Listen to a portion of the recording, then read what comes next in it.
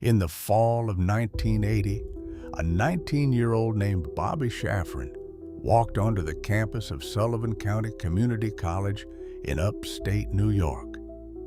Before he could introduce himself, strangers were hugging him. Girls kissed him on the cheek, guys slapped him on the back like old friends. And every single one of them called him by the wrong name, Eddie. Bobby had never met an Eddie in his life, but Eddie had a face just like his own. What started as a case of mistaken identity would unravel into one of the strangest and most disturbing true stories of the 20th century. A story involving reunited triplets, a hit Madonna movie, a thriving restaurant, and hidden underneath it all, a secret scientific experiment that most of America never knew existed. The confusion at the college that day had a simple explanation. A friend of Bobby's, Michael Domnitz, realized what was going on and asked Bobby a single question. Was he adopted? He was. Domnitz told him he had a twin brother, a young man named Eddie Galland, who had dropped out of that same college the year before. That same day, Bobby and Michael drove to Eddie's family home on Long Island. When the door opened, Bobby found himself staring at his own reflection.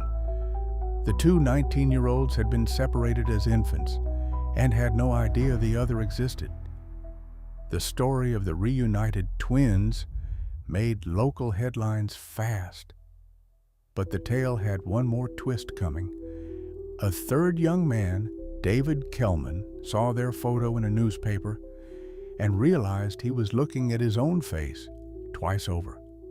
Kelman reached out, the three met, and they discovered the truth. They weren't twins at all. They were identical triplets, born to the same mother, all placed for adoption through the same agency, all separated from each other at just 6 months old. The story of Bobby, Eddie, and David was irresistible to the media of the early 1980s.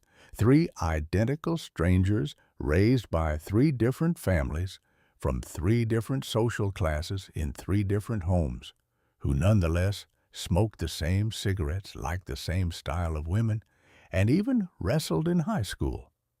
They became instant celebrities. They appeared on talk shows in matching outfits. They had a cameo in the 1985 Madonna film Desperately Seeking Susan.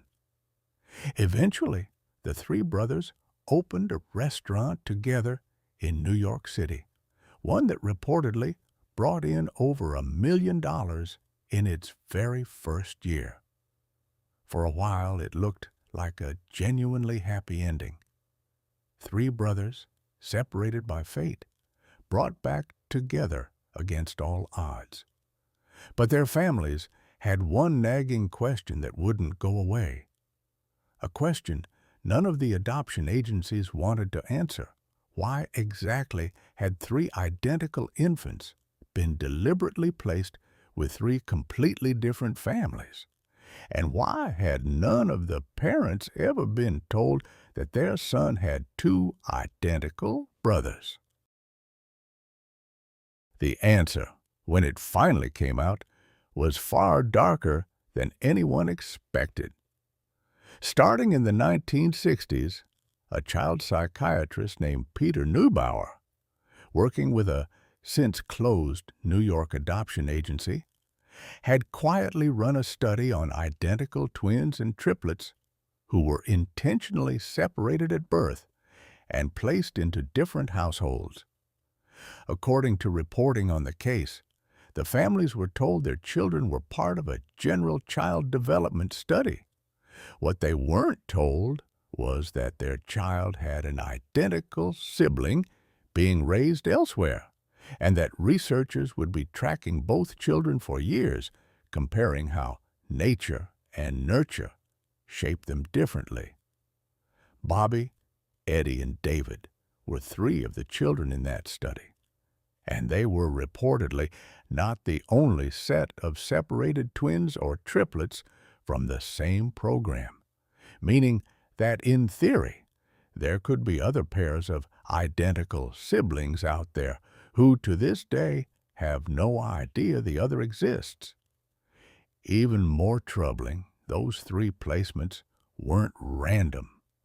By several accounts, the boys had been placed into homes representing different economic backgrounds, one more affluent, one middle class, one working class, apparently by design, so researchers could study how environment shaped identical genetics.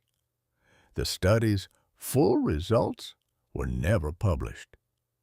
According to reporting on the case, the research records were sealed away, with instructions that they not be opened until decades into the future. Joyful, feel-good reunion story hit a much sadder undertone. As adults, all three brothers reportedly struggled with periods of serious mental health difficulties, including hospitalization as teenagers, well before they even knew of each other's existence.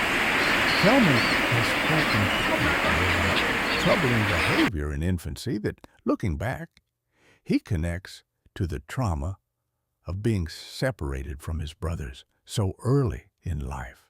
And the story doesn't have a fully happy ending. Eddie Galland struggled with depression in later years, and he died in 1995. It was only after his death that the full scope of the twin study and its human cost became more widely reported and investigated.